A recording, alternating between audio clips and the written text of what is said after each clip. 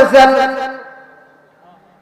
হে আমার প্রিয় হাবিব, উতলু মা উহিয়া ইলাইকা মিনাল কিতাব, আমি আল্লাহ তাআলা আপনার উপর যে কিতাবটা নাযিল করেছি। কি নাযিল করেছি ভাই? কিতাব। আমি আল্লাহ তাআলা আপনার উপর যে কিতাবটা নাযিল করেছি,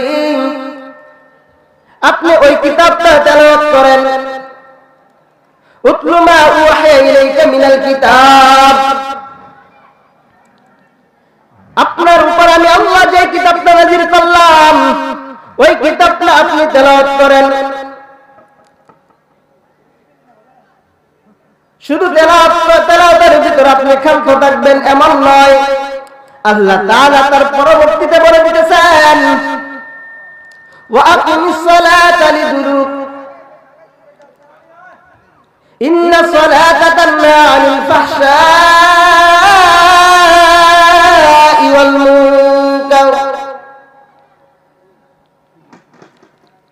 প্রথমে বলছেন আল্লাহ তাআলা কি, হে রাসূল, আপনি আমার এই কিতাবটা তেলাওয়াত করেন, যে কিতাবটা আমি আপনাকে নাযিল করেছি। কেন তেলাওয়াত করতে বললেন? কারণ এই তেলাওয়াতের ভিতর এমন একটা মজা, এমন একটা শান্তি আল্লাহ তাআলা দিয়েছেন, দুনিয়ার ভিতরে যত গান আছে, যত কবিতা আছে, যত যাই কিছু থাক না কেন, সমস্ত কিছু দেখবেন একবার, দুইবার, তিনবার শুনবেন, তারপর আর শুনতে মন চায় না।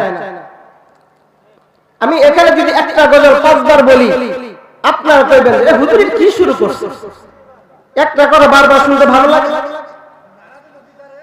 কিন্তু এখানে যদি তেলাওয়াত শুরু হয়, সারা রাত চলে যাবে, কিন্তু মন কখনো বলবে না যে এই তেলাওয়াতটা ভালো লাগে না।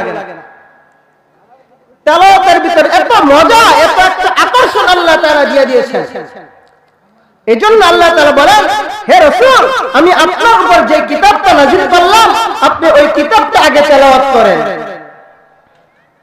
মক্কার কাফেররা নবীজি সাল্লাল্লাহু আলাইহি ওয়াসাল্লামকে দেখতে পারত না, কিন্তু আল আমিন স্বীকৃতি ঠিকই দিত না ভাই? আল আমিন স্বীকৃতি ঠিকই দিয়েছেন, কিন্তু যখন নবীজির উপর নবুয়ত প্রাপ্ত হলেন তখন তাদের শত্রুতে পরিণত হয়ে গেলেন। নবীজি রাত্রিবেলায় যখন কোরআন তেলাওয়াত করতেন তখন কাফের মুশরিকরা সবাই দৌড়ে দৌড়ে আসছেন, যে একজন এক ঘরের কোণায় দাঁড়ায় থাকে, আরেকজন ওই চিপায় দাঁড়ায় থাকে, আরেকজন আরেক কোণায় দাঁড়ায় থাকে, দাঁড়িয়ে দাঁড়িয়ে শুধু নবীজি সাল্লাল্লাহু আলাইহি ওয়াসাল্লামের তেলাওয়াত শুনতে থাকে। তেলাওয়াতের ভিতর এত একটা মজা, এত আকর্ষণ।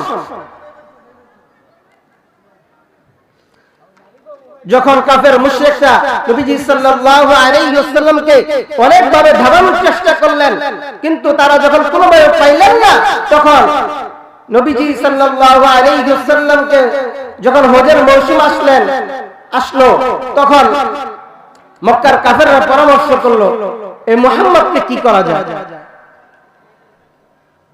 তখন এক একজনে এক এক রকমের পরামর্শ দিতে থাকলেন।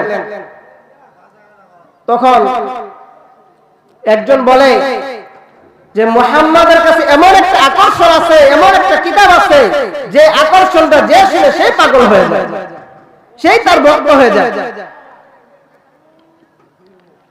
এজন্য আল্লাহ তাআলা নবীজিকে বলছেন, উতলু মা উহিয়া ইলাইকা মিনাল কিতাব, আগে তুমি কি করো? তুমি কুরআন তেলাওয়াত করো।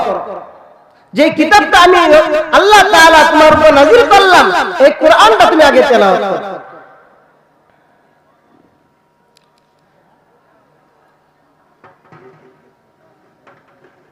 মুআজ্জাজ হাজিরিন, তারপর আল্লাহ তাআলা বলতেছেন, ইন্না সালাতা তানহা আনিল ফাহশাই ওয়াল মুনকার,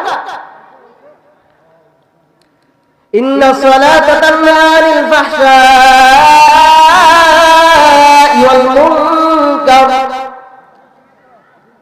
নিশ্চয় নামাজ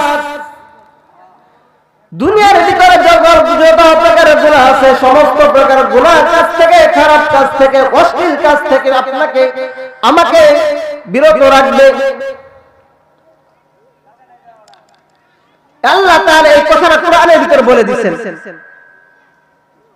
এখন বলতে পারে হুজুর আমি তো মসজিদে 5 ওয়াক্ত নামাজও পড়ি, আবার মাশাআল্লাহ মসজিদ থেকে বের হয়ে চার দোকানে বসে টেলিভিশনও দেখি, আছে না ভাই? এমন লোক অনেক আছে।